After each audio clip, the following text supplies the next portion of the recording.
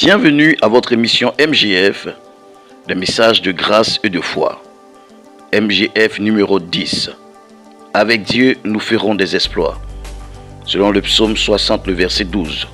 Nous poursuivons avec notre thème, les 7 principes pour faire des exploits avec Dieu. La suite du principe numéro 4. La préparation ou la formation. Je veux encourager une personne à croire en la grâce divine. Ne crois pas que le Seigneur est injuste. Notre Père est le juste juge.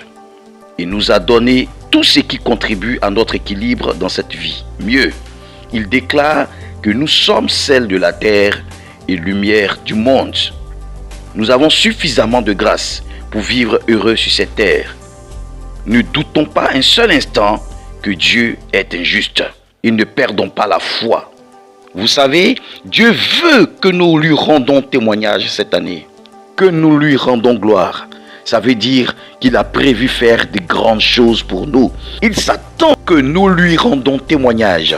Les témoignages arrivent lorsque Dieu opère dans notre vie.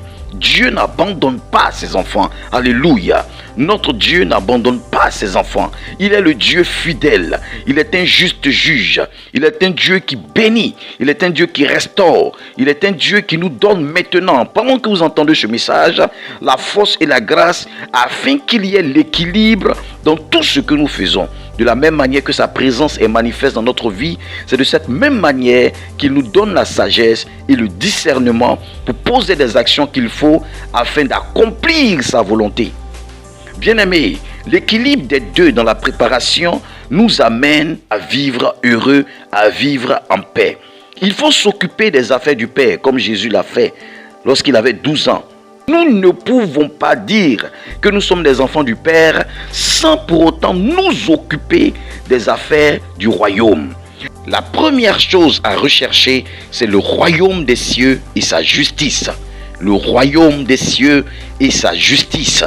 Nous devons avoir pour objectif journalier de nous occuper des affaires du Père. La moisson est grande, il a dit, mais il y a peu d'ouvriers. Or, tous les enfants de Dieu doivent faire partir de la moisson du Seigneur, doivent faire partir de la moisson de leur Père. Donc, faire la volonté du Père, c'est s'occuper des affaires du royaume. Nous devons avoir du zèle pour les choses qui concernent le royaume. Paul a dit, ayez du zèle et non de la paresse.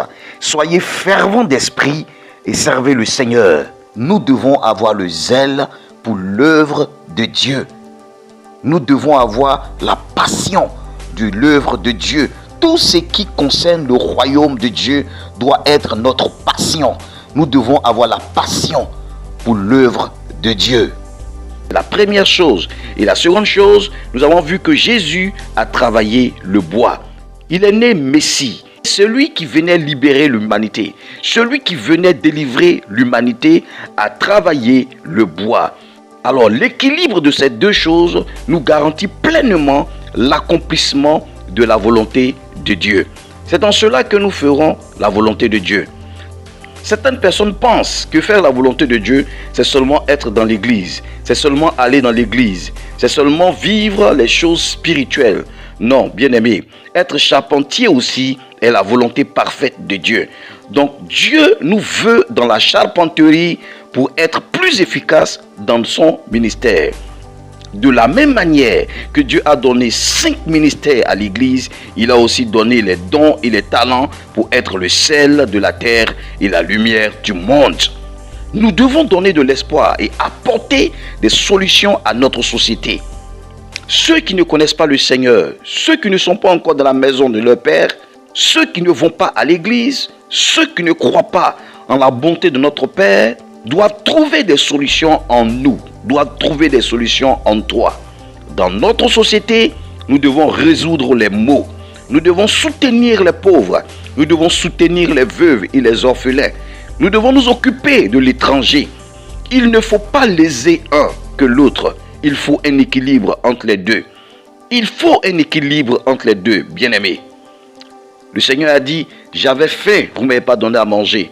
Et j'avais soif, vous ne m'avez pas donné à boire. J'étais en prison, vous ne m'avez pas visité. Alléluia. Et il a dit aux disciples, toutes les fois que vous avez fait ces choses à l'un de mes plus petits, ce fut à moi. Bien-aimé, comment est-ce que tu vas donner du pain à quelqu'un si toi-même tu n'as pas à manger? Comment est-ce que tu vas manifester l'hospitalité si tu n'as pas un toit où tu vas dormir? Raison pour laquelle nous devons travailler le bois. Raison pour laquelle nous devons travailler avec nos 10 doigts. Alléluia. Nous devons travailler afin de subvenir à nos besoins et que nous puissions aider. Un vrai enfant de Dieu doit avoir un métier. Quel est ton métier, bien-aimé? La Bible déclare que seul le travail paye. Celui qui ne travaille pas ne mange pas. La préparation est la base de toute réussite. Nous terminons en disant, dans 2 Timothée, le chapitre 2, le verset 5 à 6, nous voyons 3 types de personnes. Je vous encourage à lire ce passage. Un enfant de Dieu est comparé à ces 3 types de personnes. Le Seigneur nous compare à un soldat, un athlète et un laboureur. Et remarquez, il n'y a pas de soldat sans préparation. Il n'y a pas d'athlète sans préparation. Et il n'y a pas de laboureur sans patience. Dieu nous appelle à la préparation. Dieu nous appelle au travail. Dieu nous appelle à la patience.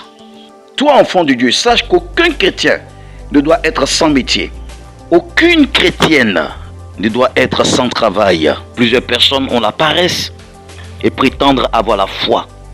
La Bible dit la foi sans les œuvres est une foi morte. Si tu as la foi, alors tu dois travailler.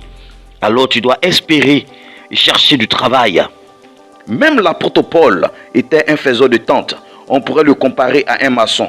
Bien-aimé, autant tu cherches Dieu dans la prière, autant tu cherches Dieu dans le jeûne, autant tu dois chercher du travail pour subvenir à tes besoins. Tu dois vivre de ton talent. Chacun de nous naît avec un talent. Ne cache pas ton talent. Ne cache pas le talent que tu as reçu. Car l'équilibre de ta vie spirituelle en dépend. Faire valoir ces talents, c'est aussi la volonté de Dieu. Si nous revenons à la pensée de notre Père, nous verrons la gloire de Dieu et nous rendrons témoignage de ses bienfaits dans notre vie. Tant que tu croiseras les bras, il te sera difficile de rendre témoignage. Jésus, notre modèle, a été charpentier. Et dans le même temps, il s'occupait des affaires de son Père. La suite dans notre prochaine émission. Shalom.